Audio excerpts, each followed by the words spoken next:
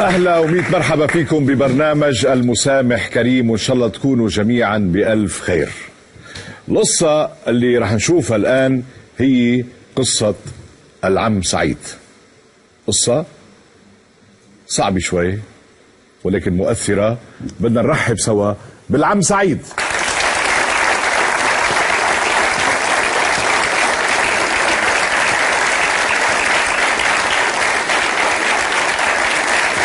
اهلا وسهلا. اهلا سعادة الباشا. اهلا عمي سعيد. ازاي الشرش كداها؟ اهلا وسهلا. تفضل.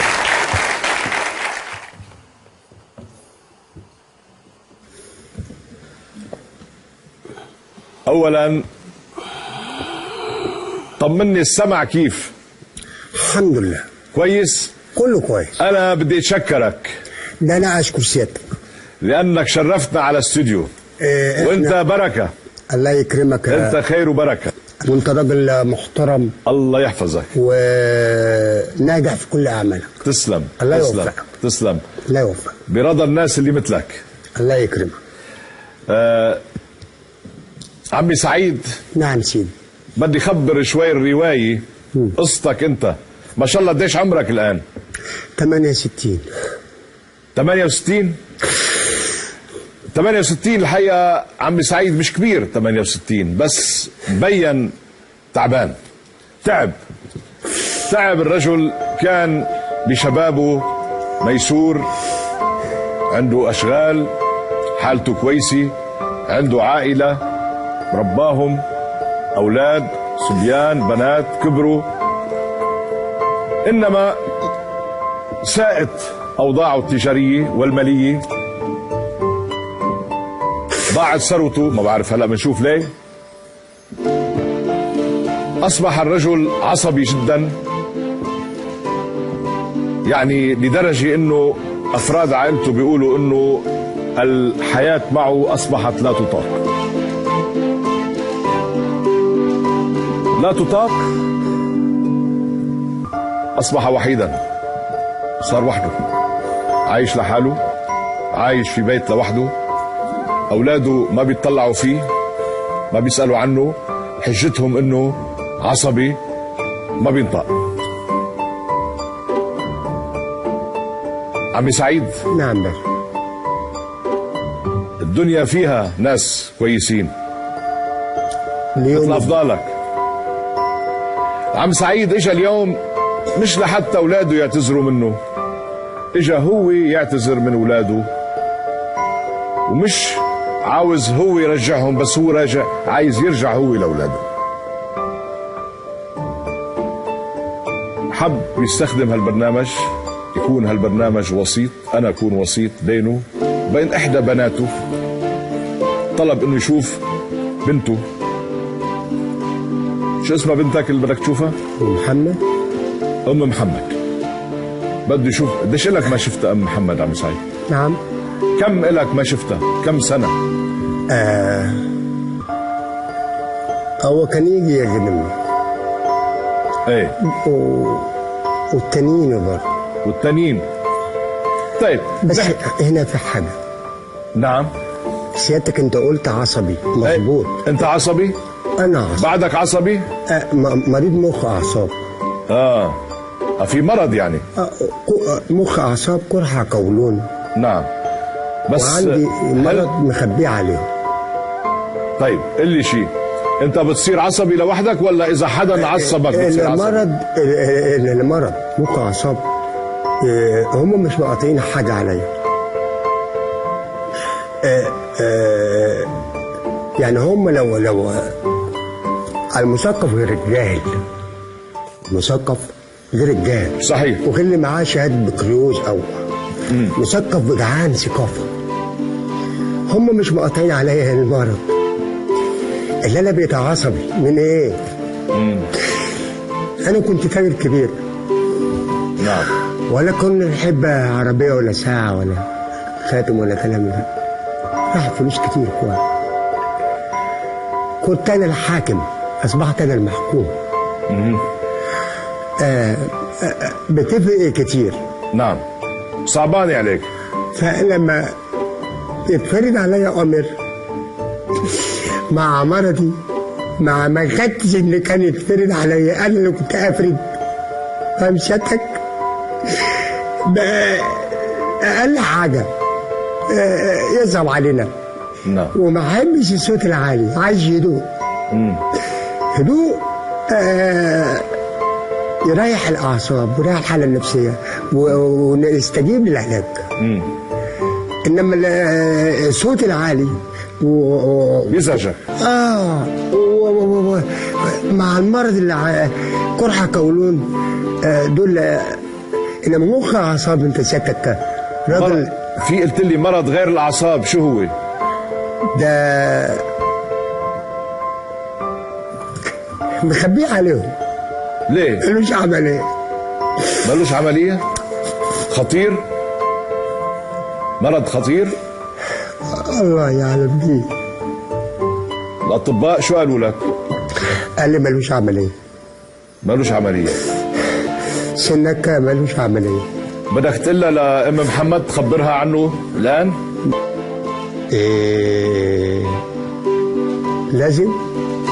يعني هلا بنشوف الحوار. نحن وجهنا الدعوه لام محمد، ان شاء الله تكون جايه. خلينا نشوف. هون طلع هنا. انت بتفاجئني استاذ جورج؟ هنا.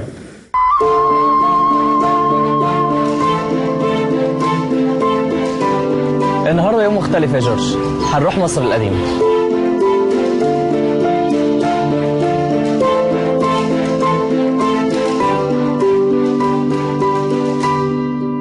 جورج احنا هنا في قلب القاهرة القديمة.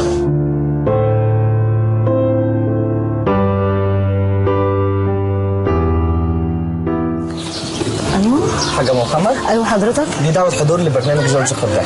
حاضر شكرا، وانا قبلت الدعوة.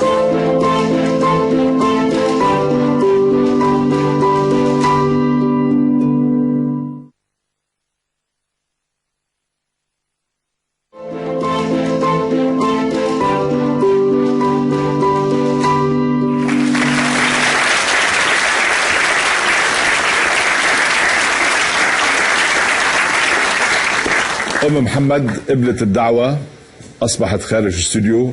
القصه وما فيها انه قصه العم سعيد. العم سعيد كبر في السن، كان تاجر كبير.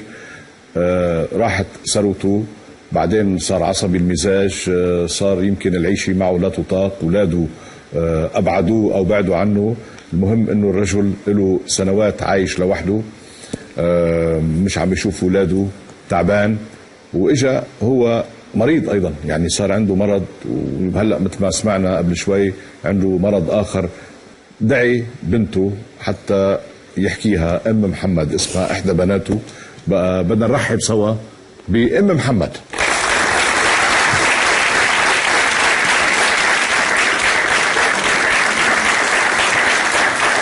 اهلا بام محمد.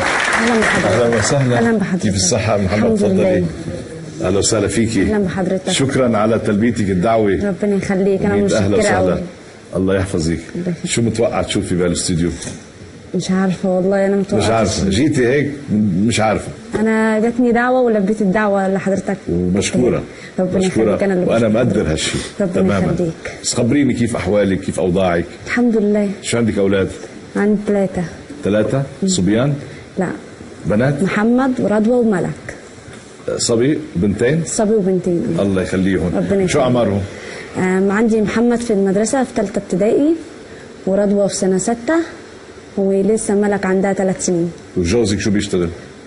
اهو بيشتغل امن. امن؟ حلو. لله. مرتاحين، امور كويسه؟ الحمد لله. كله كويس؟ الحمد لله. شو عندك اخوه؟ عندي ايمان، وعندي زينب، وعندي اكرامي بس قاعد في الفيوم. وين عايش؟ في الفيوم. بالفيوم.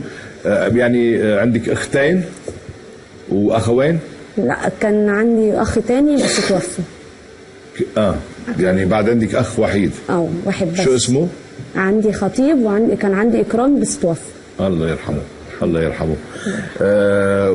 شو هيك حياتكم؟ الوالد شو اخباره؟ الحمد لله، تعبان شوي. منيح.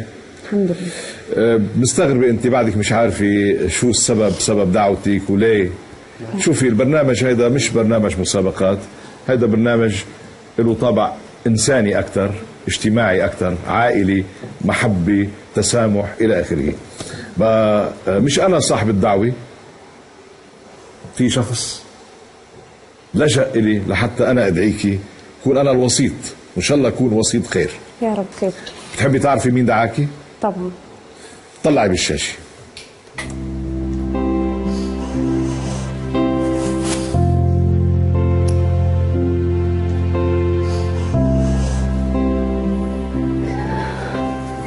ايه رأيك؟ مين ده؟ أبوه. الوالد؟ سعيد؟ ده شو لك ما شفتيه؟ كتير. كم سنة تقريبا؟ مش كم سنة، فترة قصيرة. اه بس في بينا شوية مشاكل. بدي أعلي صوتك لأنه مش عم بسمع. زعلانين شوي. ليش زعلانين؟ مشاغل الحياة وهو تعبان شوية نعم. يعني هو مريض. نعم. عصبي. بعدين شو صاير بحالته؟ أنت عارفة شو صاير بحالته؟ أنتوا عارفين الأولاد شو أوضاعه؟ كيف عايش؟ هو بقاله فترة قاعد بعيد عننا شوي. نعم. يعني هو قاعد، ناس خدوه بعيد عننا شوية. كان في مشاكل ما بيننا وقعد بعيد عننا. ليش صار مشاكل؟ ضغوطات الحياة. بيطلب طلبات احنا ساعات ما بنديناش فرصة ان احنا نلبيها له، او مثلا الوقت مثلا هو طلب الطلب ما لحقناش نجيب له الطلب ده، ساعات ما بيبقاش واخد العلاج. بس بصير عصبي. كتير. يعني انتم مش متحملين عصبيته؟ الضغوطات بتاعت الحياة ساعات ما بنقدرش نجيب له الطلب في وقته، وممكن يطلب الطلب مرة واثنين وثلاثة، ما بنلحقش يعني ننفذ الطلب اللي هو طلبه. طيب بس انتوا يعني هالاب متروك لوحده؟ في حدا منكم عم بيعتني فيه بيهتم فيه؟ ما في، تاركينه، مش عارفين شو مصيره. ممكن يجيكم خبر انه مات لا سمح الله. طيب بدها تستمر الامور هيك؟ لا. مش عارف شو بدي اقول لك، بعت لك رساله بدي اقرا لك اياها. هو سمعه ثقيل شوي، المشكله مش عم بقدر احكي معه لانه سمعه شوي ثقيل. بس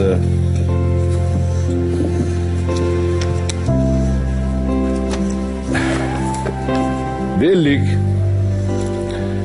ابنتي الحبيبة، ربما لم أكن ذلك الأب المثالي الذي حلمت به، أو ذلك الحضن الذي يمكن أن يحتويكم جميعا بسبب ظروفي وظروف مرضي، لكن وجودي بعيدا عنكم ولا أحد يسأل عني، أعيش على مساعدات الناس وعطفهم، جعلني أشعر أنني أخطأت في حقكم حين كنت أقسو عليكم. صحيح أن لي حق عليكم يا ابنتي أنت وإخوتك، ولم يكن من اللائق أن تطردوني، وحزنت لأنكم قسوتم على والدكم في هذه الظروف، لكن لم أستطع أن أكرهكم أبدا، بل ألقيت اللوم على نفسي لأني أنا المسؤول. أنا أسامحكم يا ابنتي، وأريد منكم أن تسامحوني، ولا أريد من الحياة فيما تبقى من عمري إلا أن أعيش معكم وقد صفحتم عني وتقولوا المسامح كريم.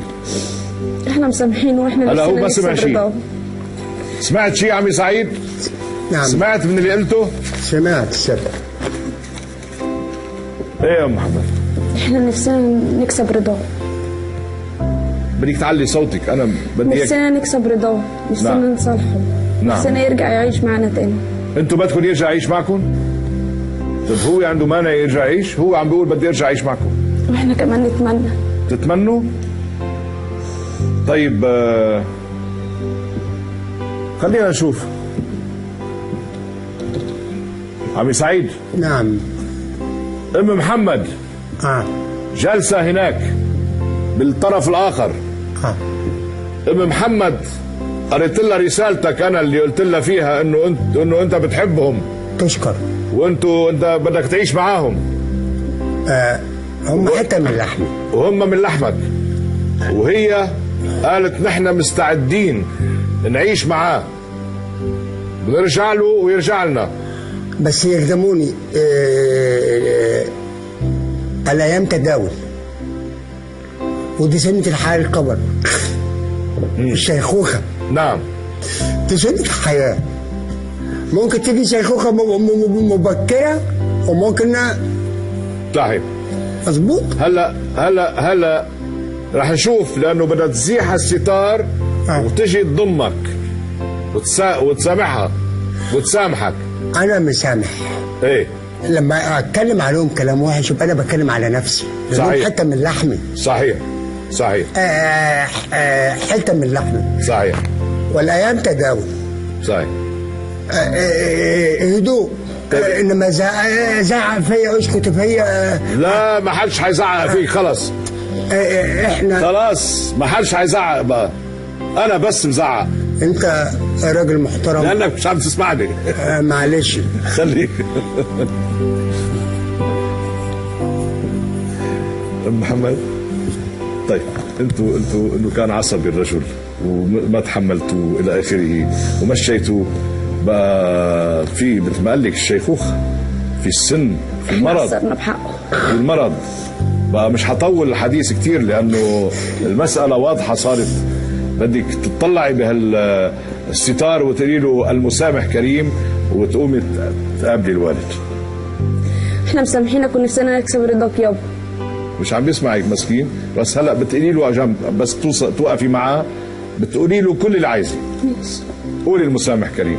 مسامح كريم. يلا تفضل. مسامح كريم. يا كريم.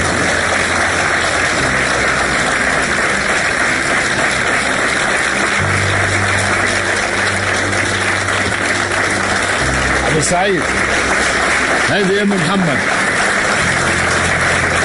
بعرفها هي؟ أقول لك مسامح كريم، الله اسمه الكريم. كلمة قالها أبو سفيان، كلمة قالها أبو سفيان: يوم لنا ويوم علينا، والله يعيننا علينا. فهمت؟ بالكلام اللي قولها لا بالله.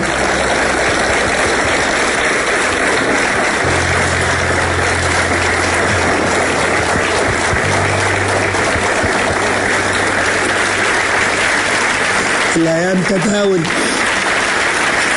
وتفكر وتدبر. أنا مثقف، إحنا مثقف. الفرق اللي بينك وبيننا العقل الغايب ده وحش. مش قاطعين عليا إن أنا اتغيرت. الحمد لله على السلامة. الحمد لله على السلامة. الله يسلمك. اطلع أنت وياها، أهلا وسهلا. الله يسلمك. موفقين. خذي الوالد. تفضلوا تفضلوا. دلع. Thank you very much. I love you. مستر جورجي قدام. Thank you. شكرا حبيبي.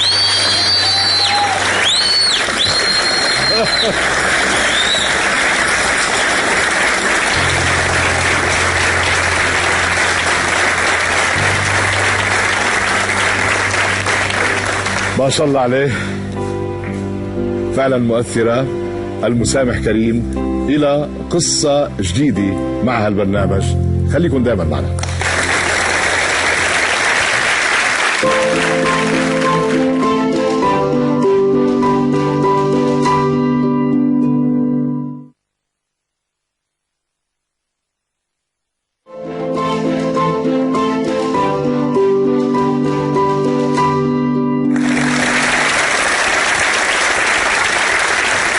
أوقاتكم دائما سعيدة إن شاء الله، وأهلا وسهلا فيكم ببرنامج المسامح كريم.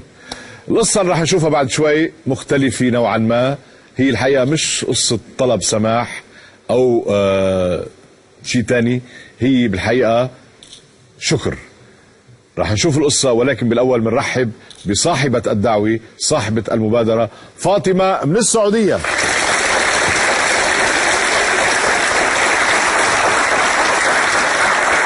اهلا يا فاطمه. يا اهلا وسهلا. تفضلي شرفي، تفضلي.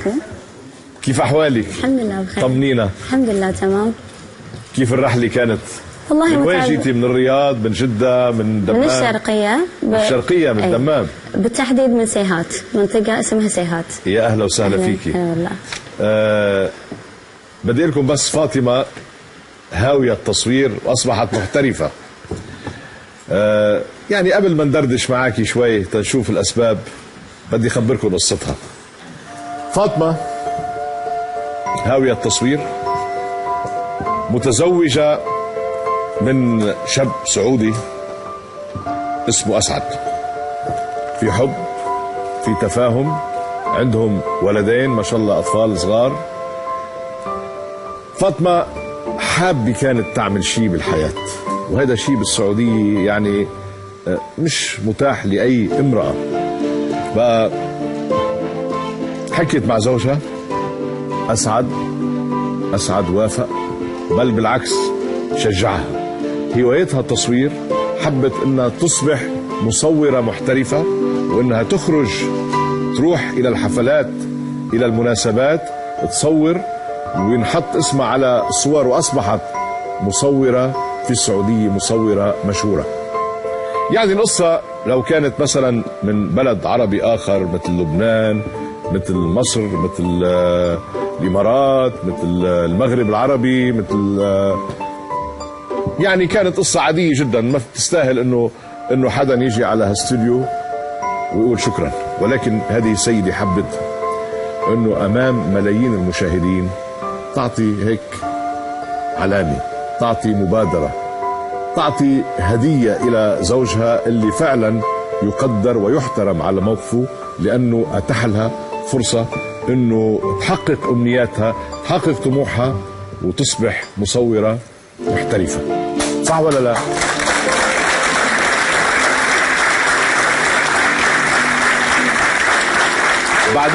بعدين انا نسيت انه صرتي تصوري ما شاء الله عارضات ازياء ايوه الحمد لله. كل شيء تتنقلي زي ما انت بدك ان شاء الله في المستقبل القريب في المستقبل. اي حتشوفوا شيء ضخم ان شاء الله قريبا. معرض يعني؟ إن شاء ممكن الله. تعملي معرض تصوير؟ ان شاء الله حتشوفوا شيء ان شاء الله، ان شاء الله حينعرض بعد على الشاشه. طيب ليك انا بدي اسالك سؤال، انت كان فيكي تتشكري انت وبالبيت؟ لا ما تشكرتيه بالبيت؟ شكرت وخلصت، بس لا لازم الناس كلها تشوف من هو زوجي. طيب انت في رساله من وراء هالمبادره اللي انت فيها، رساله الى المراه والمراه السعوديه بشكل خاص. بالضبط. والى الرجل السعودي بالضبط، وخاصه المحجبه والمنقبه. يعني شو بدك تقولي لهم؟ هاتي بهالرساله. يعني انت امراه سعوديه منقبه بالتحديد، يعني مش محجبه بس، يعني لازم تطلعي وتشكري اي انسان يستحق الشكر مهما يكون، زوجك، ابوش، امش، مو تخجلي لان انتين امراه منقبه. قولي ليك الشكر هو دليل حضاره ودليل ثقافي. صح. والشكر هو نوع اخر من التسامح. الشكر فضيله. صح. يعني ومن يشكر ومن يشكرون يزاد لهم. اكيد. كما يقال. انا بهنيك على المبادره. شكرا استاذ.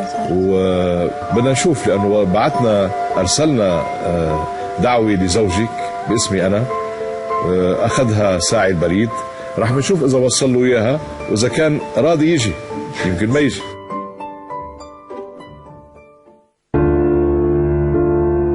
يا هلا يا جورج، احنا اليوم رح نقابل الاستاذ اسعد ونسلمه دعوه الحضور.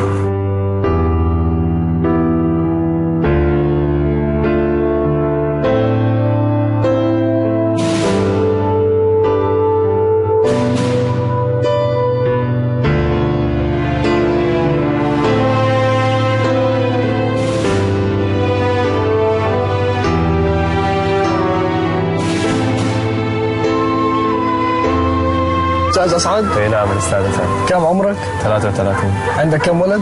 ولدين. هذه دعوه حضور من الاستاذ جورج قداح. تسلم لي انت والاستاذ جورج قداح.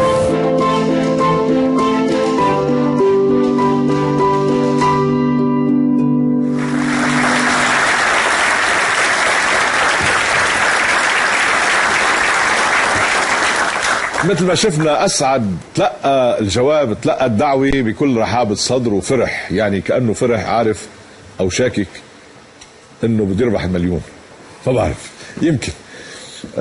خبرناكم قبل شوي قصتها لفاطمه زوجته. فاطمه مختلفه قصتها شوي، يعني مش جايه تطلب السماح ولا جايه تعتذر عن شيء، بالعكس هي جايه تشكره لاسعد زوجها سعودي وهم من الدمام من المنطقه الشرقيه. بقى جاي فقط تقدم له هالهديه اللي هي شكره امام ملايين المشاهدين. اسعد صار خارج الاستوديو، نحن بانتظاره، بدنا نرحب سوا باسعد.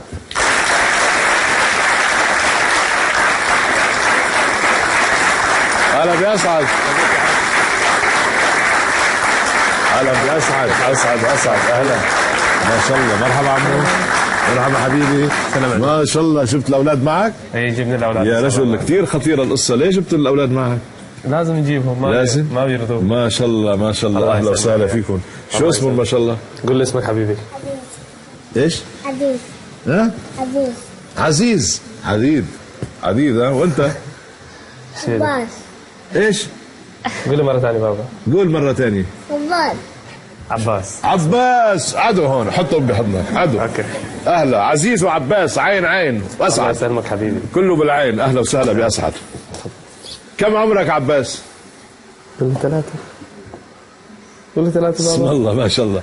اسعد، اهلا وسهلا فيك. الله يسلمك حبيبي ان شاء الله. انا شفتك هيك تلقيت الدعوه واخذت الرساله وفرحان، فيا ريت فيني اعطيك مليون.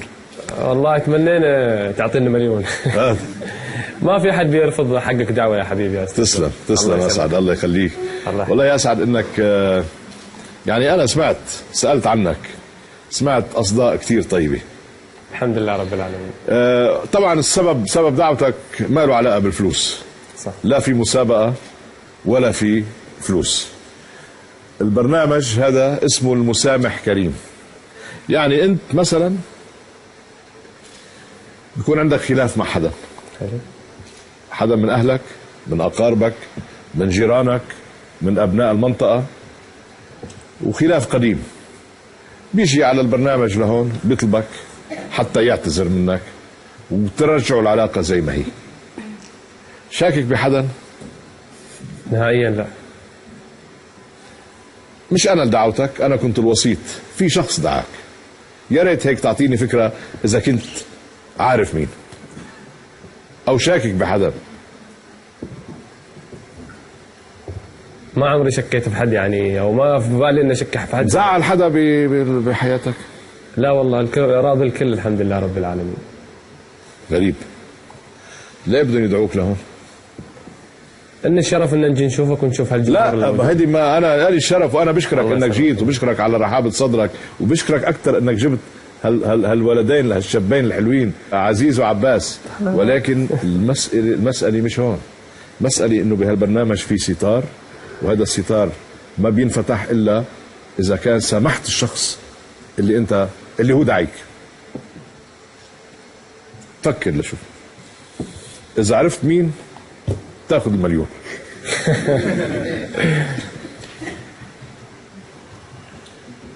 هات لشوف. مشكلة ما نزعل. عندك حد من عمومتك، من أقاربك؟ مشكلة يعني ما أتوقع أن في يوم زعلت حد، وحتى لو زعلت حد بروح بحبه على راسه وبتسامح منه حتى لو كنت الغلطان. بس ما فيش حدا بذهنك يعني؟ لا ما في حد الحمد لله رب العالمين. ما في. وام عيالي لو تزعل مني والله ما بنام يعني، ببوس فوق راسه وبراضيه حتى لو كانت هي زعلانة مني بعد. بتزعل منك هي؟ لو اكيد بتزعل، لازم في خلافات في كل بيت يعني، بس اقول لك لو كنت انا لو هي مزعلتني ما بنام الا ما بكون براضيها اول. ام عيالك؟ ام عيالي. انت متزوج امراه واحده؟ امراه واحده الحمد لله. نعم. شو بتشتغل حضرتك؟ مندوب شركه. مزعل حدا من الزباين؟ والله ما ادري. لا؟ ما اصحاب الشركه؟ الحمد لله رب العالمين يعني، احاول ان ارضي الكل. ما في اي مكان. يا سيدي صار لازم تشوف مين دعاك، ما هيك؟ حلو. بدي اياك تطلع بالشاشه وتشوف. هذا انا مزعلهم عيالي. ايه رايك؟ هذه ست الحبايب، ما بقدر اقول هاي شيء. ست الحبايب. انت محسب هيك. انت مفكر بس هي جاي هذا البرنامج قلنا لك المسامح كريم. هي جاي تقول لك شيء خطير. حلو، خلينا نسمع. بدك تسمع؟ اي. شو عليك؟ شو عليه؟ عم بقول لك شيء يمكن ما ترجع معك على السعوديه. نقعد معه هنا مكان. انت بتقعد معه هي؟ خلاص اذا ما بترجع معي اقعد معه. انت بتقعد معه. خلاص اذا ما بترجع معي اجلس معه هنا عندكم. انت مستعد تسمع الخبر الخطير اللي بقول لك ايه؟ مستعد؟ مستعد. بعثت لك رساله مش طلاق، ما فيها تبعت لك رساله طلاق.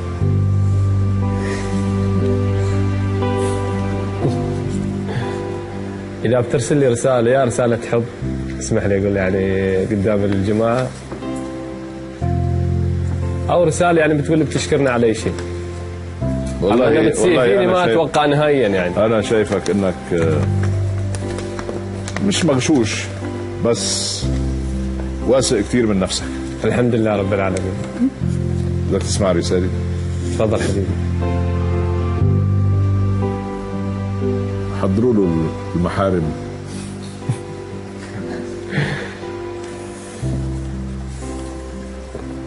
زوجي غير المخلص أسعد. من صوتك حلوة بس أتوقع أنها بتكون العكس الكلام.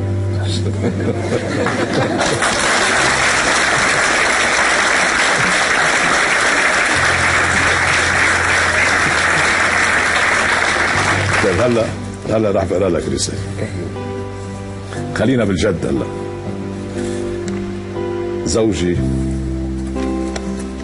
زوجي الحبيب المخلص وقرة عيني أسعد. الله يسلمك. خلاص؟ كفيها ولا بلا؟ كمل، ما كلام حلو خلينا نسمع. ايه المشكلة؟ في الواقع احترت كثيرا قبل أن أكتب لك هذه الرسالة، فهل تكفي؟ احترت. في الواقع احترت كثيرا قبل أن أكتب لك هذه الرسالة، فهل تكفي لتعبر عما بقلبي تجاهك؟ وقد وجدت أن مشاعري أكبر من الكلمات والحروف، كما وجدت أن أكثر ما أشعر به تجاهك مع حبي وتقديري هو الامتنان. ولهذا جئت هنا اليوم كي أقول لك شكرا. شكرا زوجي الحبيب على كل ما تفعله من أجلي. ليس سهلا على المرأة، هون القصة، ليس سهلا على المرأة أن تخرج على التلفزيون وتعبر عن مشاعرها تجاه زوجها، لكن ما أفكر فيك حتى أشعر أن ما أفعله الآن تستحقه وتستحق المزيد. شكرا لأنك دعمتني ووقفت بجانبي حتى جعلتني امرأة ناجحة لا تشعر أن هناك شيء ينقصها. وشكرا على موقف لم أخبره للبرنامج لكنك تعرفه، ولا أريد أن أتذكر منه سوى أنه الموقف الذي جعلني أشعر فعلا أنني مهمة عندك وشيء أساسي في حياتك. أنا أشكرك يا زوجي العزيز على كل ما تفعله من أجلي، وأشكرك لأنك موجود في حياتي. الحمد لله. شعر. وأتمنى من ربي ألا، هذه أهم شيء، أتمنى من ربي ألا يبعدني عنك. يا الله يا كريم. وأعدك أن أحافظ عليك وأن أسعى لأن أسعدك وألا أغضبك أبدا، وإن حدث لا قدر الله فاعرف جيدا أنك لن تتردد في أن تقول لي المسامح كريم. ما في مسامحة. نحن يعني هيدي القصة يمكن ما بتدخل بسياق برنامجنا، إنما حبينا نعرضها القصة أسعد لأنه أنت فعلا شاب سعودي تستحق التقدير. الله يسلمك. وهي امرأة سعودية أيضا تستحق الإعجاب لأنها شجاعة وأنت تستاهل. الله يسلمك. بتصور إلا شيء هيك قبل ما نفتح الستار حتى نسمع، لأنه بادلها بالكلام. ما بقدر أعبر، بس أقول الله يدوم المحبة، وهم انتين في حياتي شيء كبير وما أقدر أستغنى عنك. يكفي أن هذين مثلين معانا طول العمر إن شاء الله مع بعض. فاطمة بدك تقولي له شيء هيك تسمعينا صوتك؟ أنا ما سمعت صوتك معنا. ما في مشاعر حاليا. بس هاي الرسالة كافية؟ تكفي؟ بيشوف عيوني بيعرف ايش اقول له. شوف بقى. الله يرضى عليك.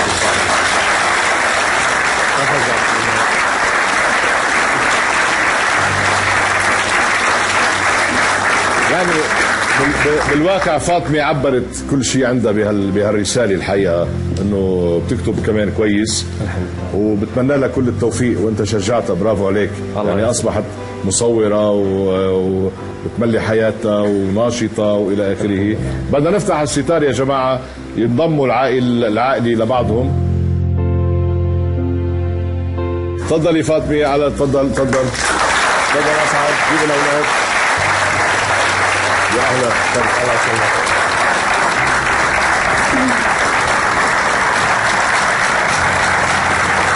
انا بهنيكم اثنينكم. الله يسلمك حبيبي، هذا من طيبك. انت لك فضل كبير، وهي مثل ما قلت ست شجاعه. الله يوفقك انت كمان بنشاطك، وانتم مثال هيك للاخلاق، للثقافه، للحضاره. الله يوفقكم. يا الله اتمنى لكم كل السعاده. يا الله يا كريم. وشكرا على شكرك. الله يسلمك.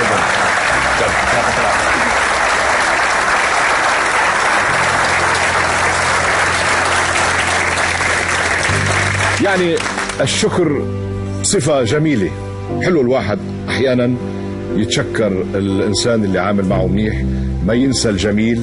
بقى أنا بدي أتمنى لهم كل التوفيق، لأنهم كابل، زوجين مثاليين في السعودية. اجوا حكيوا، اجت السيدة حكيت أمام ملايين المشاهدين. هو رجل سمح لزوجته إنها تتحرك وتروح بمجتمع، طبعا نعرف قديش في نوع من الضوابط والضغوط على المرأة. أنا بشكركم، وبنلتقي بقصة جديدة مع المسامح كريم.